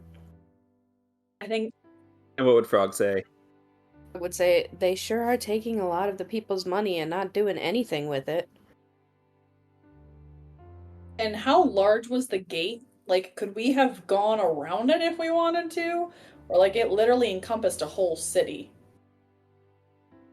It's like, so because of the fact that we're still down at the south, which is where a lot of the fighting took place, a lot of the like rised up cities have like that ring around them to kind of like be a small defense thing. And so this used to be like just an opening in the wall that anyone could walk in and out of, and now they've like put a gate in that opening to prevent people from accessing without going through this toll. Okay. So, would it be a stupid in-game question for Nori to ask, like, would it have taken them a long time to build the gate and put it in? So, like, this is of course, within the past couple months, yes, it's relatively new, but, like, even within, like, the past couple weeks or whatever, like, Mhm. time different. Yeah, I think there's enough people in the world that have like the magic of creating or shaping that it could have gone up like yesterday or it could have gone up a couple months ago and it would take the same amount of Okay. time. I think the different question that you would have to ask to get that is whether or not the gate was magically installed or if like a crew put the gate in, Okay. which is not something that either of your companions would know at this Sure. point. Nori will keep that to herself, but acknowledge what Frog said by saying, is this pretty common within other human ran towns that like there's a toll to get in, or if there is a toll then you don't really see the um potential benefits throughout a city? No, No, okay. no. Okay. Based on the area, Nori, this is, lack of a better term, highway robbery for the people that live here. And with that, Frog and Nori would probably be able to noticeably see, like, not disgust, but sort of disdain on Cass's face, just given the situation. And as we walk through, could we perceive where that gold was going? Like when Nori gave it, where did it exactly go to? He put it in just like a jar in like the wall seems to have like a collection jar built into it that'd be really hard to like rip out of the wall. He dropped it in there. Okay. Oh, biscuits. Nori had a follow-up thought, and that thought to Cass would then be, oh, it wasn't follow-up thought, but whenever we get to our next location, Nori's gonna take out her book and jot a lot of this down, but not until we get to a physical location where she can do it kind of secretly or stealthily. Frog would like to head to a tavern. She's feeling a little bit sorry for herself about Dolly, so she wouldn't mind just having a little sit down to have a drink and sit solemnly. Yeah, the Frog doesn't really need anything much from the shops, so if you guys want to do that while she... Yeah, that sounds good to me. I would like to go to a shop and kind of see what they have, if there's anything worth, like, even like a healing potion. Just to like slowly stocking up on stuff. Unless I would know that that's not here, or like talking with Cass or Frog. No, like that marketplace is where like a lot of those things are at. Like they would have magic supply shops, they would have like adventuring supplies, they'd have food, they'd have agriculture. Like the point of this town is to be like a spot for people to come and do things, which I think as Nori's looking around and seeing the like prevalence of different shops and like a gathering place space for probably like one of the first few times, realizing the point that now people have to like pay more than they might have just to get in to access goods that they had prior. I think it clicks a little bit what Cass was saying. Okay, well then I will maybe suggest to Cass, if you want to go maybe shopping, and then Frog, we can meet you up at a tavern we see within like eye shot. Sorry, earshot. Whatever. We can see within our eye span. Hateisms today. That's fine. Is there a tavern like that I can see? Yeah. Okay. Yeah. That's it. And as before Frog leaves, since Nori and I will Mhm. be going shopping, Cass is just gonna go up to Frog really quick and quietly, but not fully whisper, just be like, keep an ear open about the area, since she also seemed to understand that this something wrong is happening in the town. Frog will nod and head off. So, Frog, you make it into the tavern, and you, like, this is your space. You go around and perform in venues like this. You can decide whether or not you would have performed in this venue in the past. Do you think you would have? Yeah, if I've been traveling through here, yeah. So yeah, when you walk in, you see that like this place, because of the trade center, is normally pretty like happening regardless of time of day.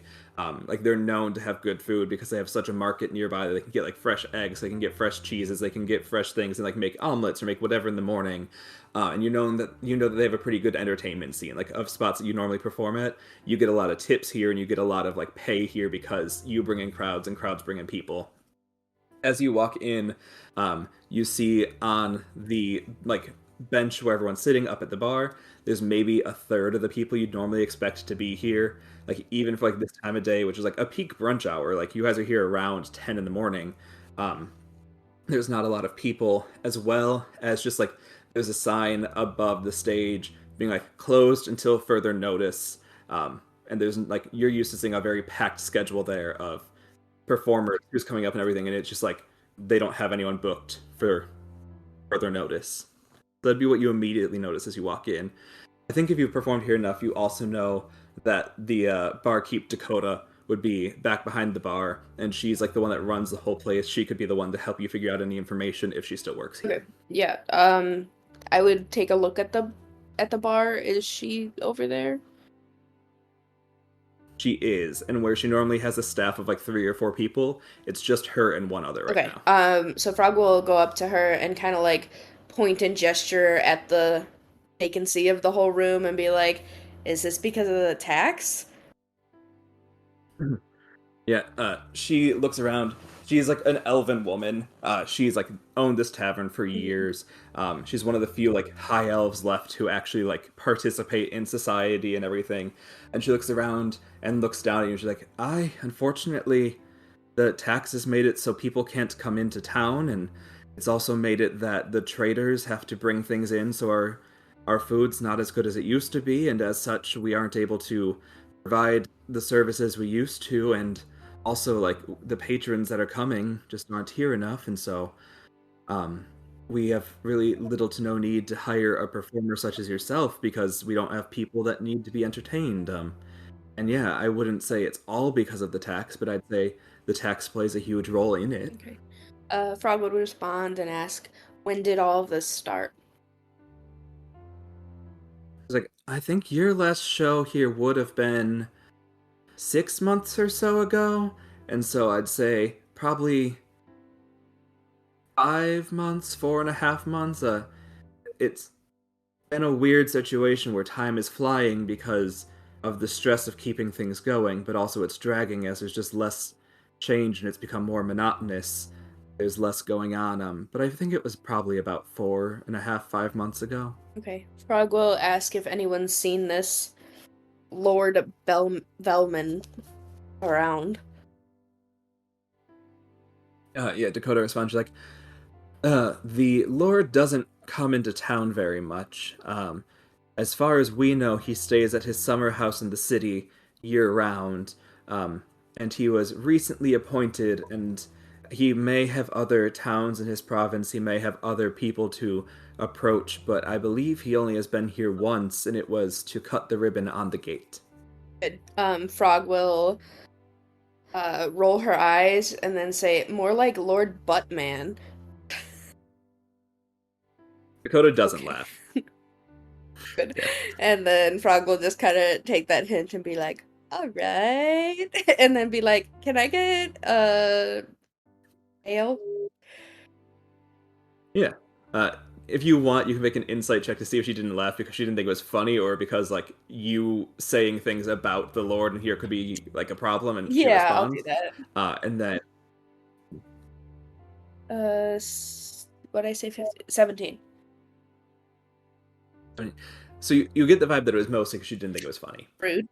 But you also like she's a high elf, like that's not high elf I humor. suppose. But you also do kind of like gleam a bit from like the other people at the bar's reaction that if you're going to be bad mouthing the Lord, you do it like in private or like out of the public eye. And so for you just to walk in and be like, this guy sucks is not something they're used to seeing. Yeah, and then your L, she unfortunately has to charge you 5 copper pieces Okay. for it, which used to only cost 1 copper piece. So even you can see the inflation that's happened here in your drink. Okay. So Frog will just kind of nurse her drink and sit sadly. Yeah, and Dakota was like, well, since you're here, if you want to give a performance, I don't think anyone would be against it, but I'm not going to ask you for it, and I would compensate you, but nothing like your regular wage. But if you want to, the stage is open and waiting for someone to return. Frog's not feeling up to it, so she'll just say, no thanks, not today.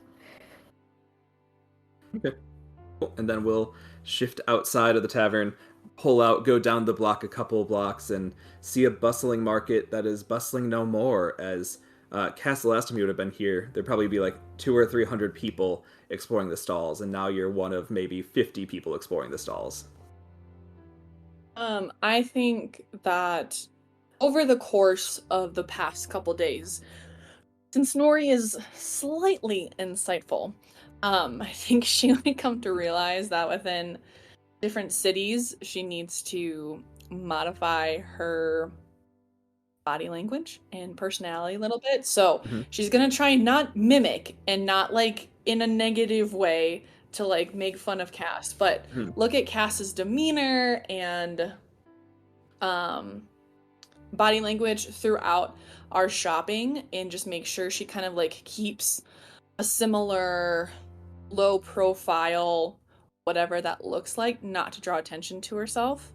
But then at least from Nori's perspective, I would like to try and look for any type of precious stones, like maybe a diamond or just something else in general along those lines.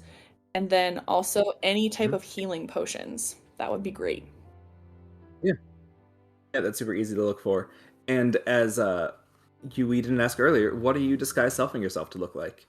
Are you going back to Wari, or are you making a new persona for yourself?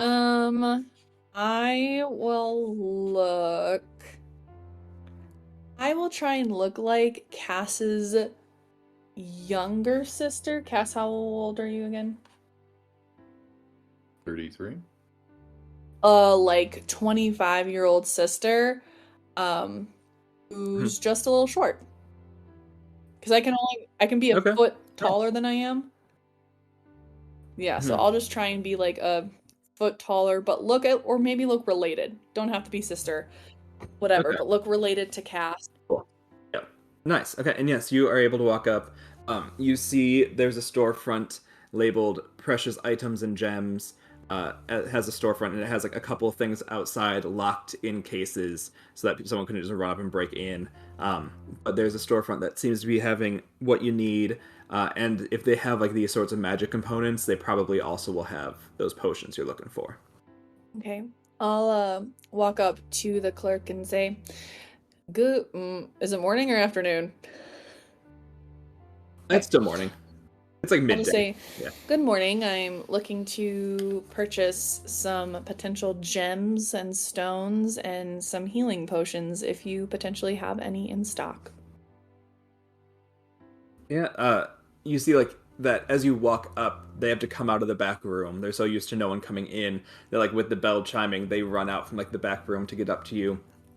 And it's like a taller dragonborn that's here. And you can see that like they have a very nice like golden sheen to all of their like scales on their skin. They look mostly human, but they just have like little bits of gold speckled throughout them. And then of course like their dragon traits in their front and their face and everything. Um, and she says, "Ah, yes, hi. Thank you for coming in. Is there something you would like to acquire specifically? I see that you look sort of clerical. I know that for your kind, diamonds are quite a handy thing to have, and I have several of them in stock. But if there's anything else you're looking for, we have healing potions. We have other precious gems. We have spell components. We have really whatever a up-and-coming mage could need." Oh, that's so lovely. Thank you. Did Cass follow me in? So yes, Cass followed me Yeah, in. Cass would just be sort of letting you do your shopping while perusing for what he's gonna Okay. need. Nori will ask, how much do your healing potions go for? She says, "Well, in order to keep the shop running, they are at a little bit of a markup, but if you buy things in bulk, I can always decrease the price. But they're currently being sold for 60 gold." Would I know that once we make it to Solana that I could get it for a better price? Or would Nori not have that? You would assume you Would could, assume I yeah. could. Like, you know that, like, that's where, like, a lot of things are. So it's sort of the thing, like, this is the one shop selling the one item here, versus a competitive market in the big city would have more things for a lower price. Okay. I'll also ask her, or I'll just say, "Oh, okay, lovely. Can I also know what you're selling your diamonds for?" So if you're looking for like a satchel of diamonds, that would be about 300 for your resurrection spells. The MSRP of that currently is 300, and we have to sell it at 420 to keep stores open, I'm afraid. Wow. Well, I just wanted to know the price. You know, I'm a little bit newer to the area, newer to the shop, so just trying to see. I think that's something I'll save up for. Well, to make it worth her time, I will say, you know, just for now, if I could just get, do you potentially have any raw silver or pure silver and or powdered silver? She's like, yes, I have the raw silver bars that you could get for 10 gold, or I have satchels of powdered silver that you could get for 9 gold. Okay. And then is there anything like little fun or special that you keep inside the shop that you haven't been able to sell, that you've been looking to get rid of? Or any different like potions that would maybe be of interest to a cleric aside from healing ones, of course. If you mentioned fun and potions and all, my son, before leaving for school, he wanted to become a great alchemist, and he made quite a few little potions of random things. We sell them in a bin as a game. For only 3 silver pieces, you can acquire a potion of random effect. They're all unlabeled, but they all work. It hasn't really gotten a lot of business recently, but I could write him in a letter that someone came in and bought some of his potions, and I think it would make him feel a lot better. Nori is going to then ask, that sounds lovely. Can I get one you said normal healing potion was 50, but you're selling it for 60? Yeah, no. Oh, okay. One normal healing potion. I'll take the bag of powdered silver for 9 gold, and then I will take 3 of the random potions. Okay. And for those, we'll do a buy 3, get 1 free deal, so you can have 4 of your choice. That sounds lovely. Okay. It'll just be like 70 gold total. Perfect. Then. I can add. Perfect. And then I will thank you very much for your I can't say patronage because that's what they would say. Thank you very much for selling these items to me. I think I think my friend Cass is also looking for things, and then I'll go pick up randomly 4 potions. Okay, so walking up, I'm gonna take out what I got from the ship, just sort of some of those rings that are worth something and some of the other stuff, and just be like, how much would you take Mhm. for all of this? Just to sort of clear it out. Mhm. She looks at it and she takes out her jeweler's kit and she like makes a pile of like which ones are like good gems and which ones are like okay gems and which ones are just like fake metals and everything. Um, and she says that she could buy the gem inlaid ones for 300 gold for all of them. There's like 5 rings there, and that she could then take the rest of it for like 20 gold. So it'd be like 320 total if you want to sell her everything. So I will. How many rings would be add up? Like, how is there 3 rings for like 100 gold each, roughly? Is that like a fair assessment? All Yeah. right. Yeah. We I'll can do that. give. I'll be like, here, take this ring, and then I'm going to slide a piece of paper over to her with a list of things that I'm looking for, and that list would include Okay. a bag of ball bearings, um, Hmm. 2 bags of caltrops, Hmm. crowbar, thin of rope, Hmm. and ask her how many flasks of oil she has. So yeah, she looks through the list and she goes, I wish I could help. However, these are not magic components as much as they are martial components, so you would be better off buying them across the street at the weapon shop. Oh no, I just need flasks of oil, not magical or anything. In terms of like the whole thing of like the ball bearings, Oh, the understood, caltrop, understood. your whole list, she's being like, go across the Okay, street. understood.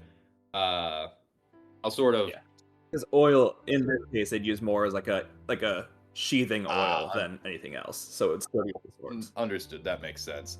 Um, well, if that's the case, just I don't want to waste your time. Do you have like a cloak? Like, doesn't need to be new or anything, but a cloak just in general, something with like a hood on it. Yeah. Uh, Do you have a preferred color? what would blend in the best in this area? Probably a nice neutral Yeah, gray. let's go with that. Okay. And how Yeah. much? Is able to get you it for like 5 All silver. right. I'm gonna take it and just sort of leave and just leave the ring with her, like knowing that they're downtrodden enough. Just let her, just give her a nod and leave the shop. Mhm. Nice. And then do you go to the weapon shop across the Yeah, street pretty then? much going to pick up all the stuff I was saying earlier. Yeah.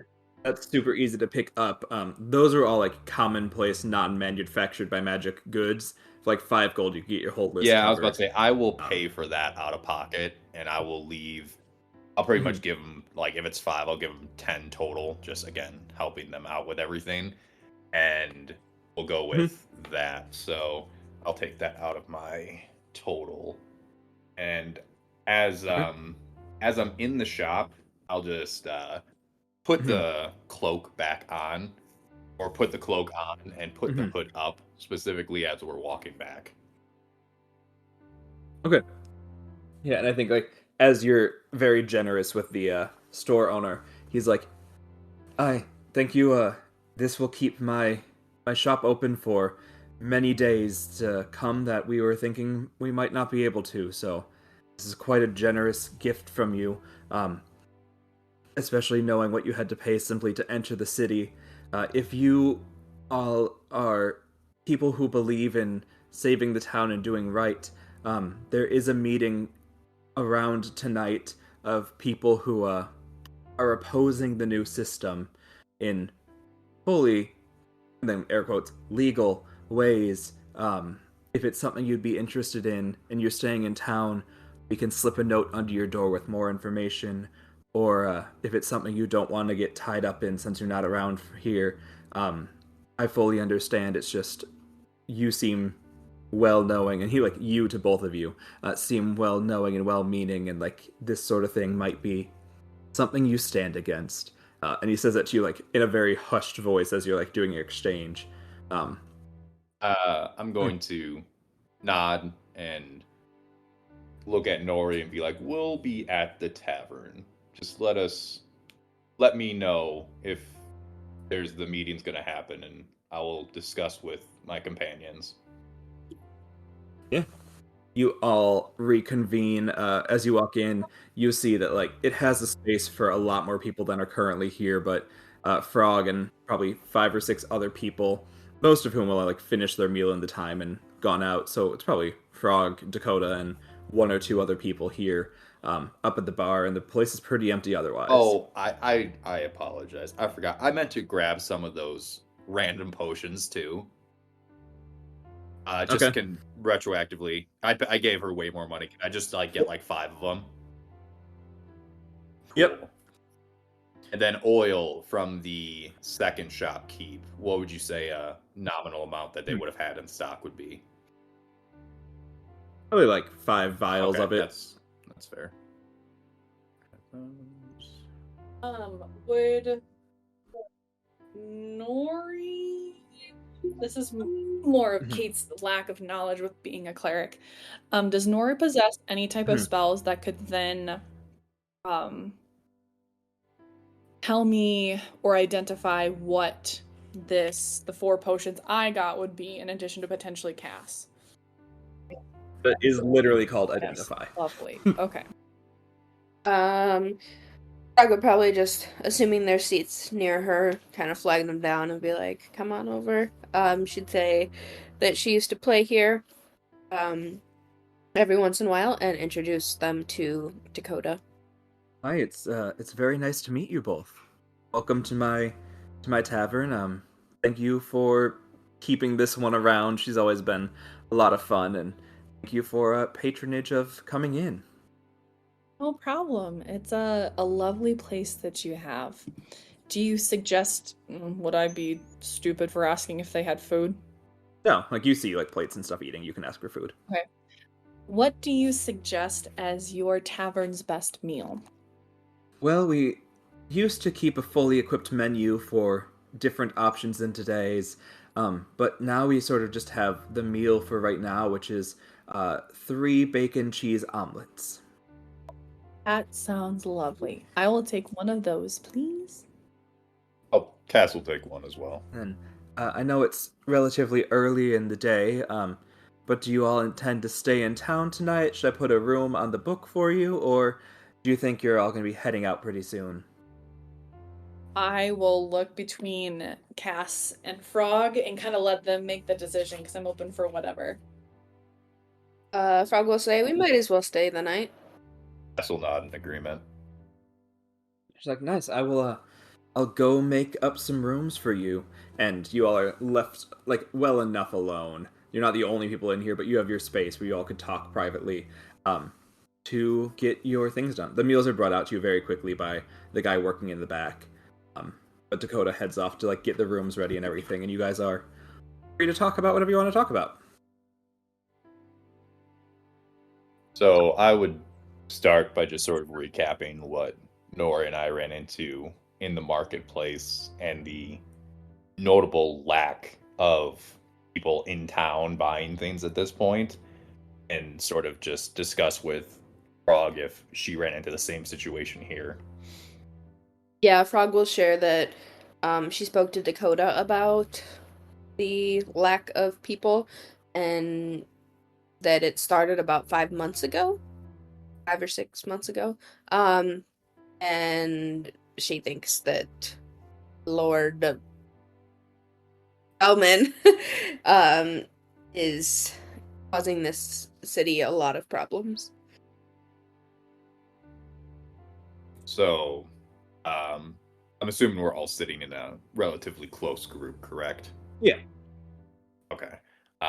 Just sort of looking at them being like, I know we are making our way up north, but I would like to try to spend some time here and find some reprieve for the town. As you guys can see, and Nora, assume you're not super familiar with this, but these are getting into pretty poor conditions and seeing what happened after the war. It's like I don't want to see another town sort of fall into disarray due to and Cass pauses and sort of thinks a lackluster leader, let's say. Nori will be writing in her book at this point, or in her journal, kind of look up and say, I'm always good for making sure everyone gets a decent way of living, and if this is your guys' experience, I'm here to back you. Right? Frog is down to stay and help. With that, Cass will get Frog up to date with what we heard in the market with the potential meeting tonight about any updates of the city situation and what's going on with it, and sort of just chat with the group about, do we want to go? Do we want to maybe go and sit in the back? And I will also bring up that if we are going to be trying to help the town, Nori, you're fine because you're not much of yourself at the moment, let's say. But Frog, we may want to keep a lower profile in case things were to go a little sideways. Yeah, Frog will just whisper, "Fuck yeah, I love secret meetings." Cass is just gonna like pinch his brow and be like, "Okay, that's fine." And with that, Cass would just sort of keep on eating and wait and see what happens. I don't know if you guys had anything else you wanted to talk about. No, that sounds good to Nori. Mm-hmm. Yeah, so you guys spend your day just like wandering around, getting things done, hanging out. Frog, maybe you like practice for the stage because it's a few people. Like just get a couple things done because it's been a couple days since you performed. Just keep up on stuff. And as night falls, you see someone comes in, orders a drink, and on their way to their table, like they just drop a note right on top of yours with a meeting place. And I think that meeting place will be discovered at the start of our next episode. We'll leave it there with capitalism, the enemy. Thank you everyone for playing. Thank you for listening. To find us, we have a Gmail account. It's helpactionneeded@gmail.com, as well as our Instagram and our threads, which are also helpactionneeded, as well as rating, reviewing, and sharing our podcast. We thank you all for going on this adventure with us, and we look forward to having you join us for the second arc of our story.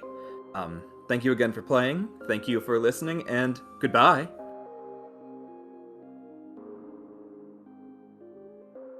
So